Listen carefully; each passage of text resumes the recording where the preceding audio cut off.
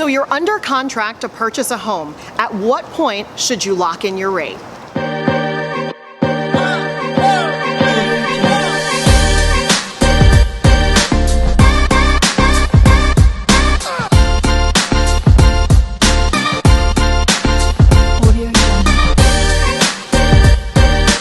Hey there, it's Janni, Realtor and Broker Associate at Home Legacy Realty, and I help families just like yours buy and sell real estate right here in Southwest Florida. Now, if it's your first time watching these videos, I want you to hit that subscribe button because I post about all things real estate and living in Southwest Florida. And if you hit the notification bell, you'll be the first one to know when I post a new video. In today's video, we're going to talk all about rate lock. What is it, why it's so important, and when should you lock in that rate? And to give us those answers, we're here with Chris. Hi, I'm Chris Fulton with Movement Mortgage. So that's one of the questions I get all the time is, now that I'm under contract, when should we lock in my interest rate? So what that means is, before you go under contract, you will be floating, okay? So the interest rate changes, sometimes daily, sometimes even hourly, based on the markets. So what a rate lock is once you're under contract, you can actually lock in the actual rate that you'll have for your mortgage. And there's different terms that you can lock in for. For example, a 15-day lock, 30-day lock, 45 days, 60 days. Sometimes if you're doing new construction, you can do up to 6 months to lock in the rate. So that way if the rates change, obviously you don't want the rates to go up. So you would lock that in.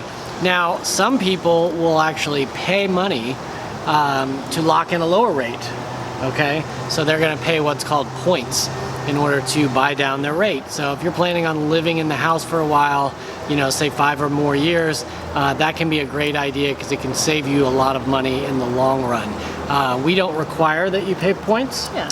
You know, you can pay 0 points and it doesn't cost you anything in the interim to lock in your rate. A lot of times people will want to get locked in right after we get under contract. Sometimes they might want to float. You know, if they feel like the market's going to get better, they might want to float the rate. But I always advise to go ahead and lock in as soon as you can because it's not going to actually hurt you at all. So if the rates go up, you're protected. If the rates go down, there's many times that we can actually get you the lower rate at a later date. So I find that it's great to lock in as soon as we go under contract.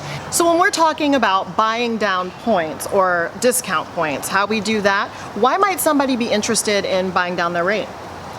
Well, for instance, let's just say that your interest rate is, in general, again, that depends on your credit and it's estimates, of course, but let's say for 0 points you could get a 4% interest rate.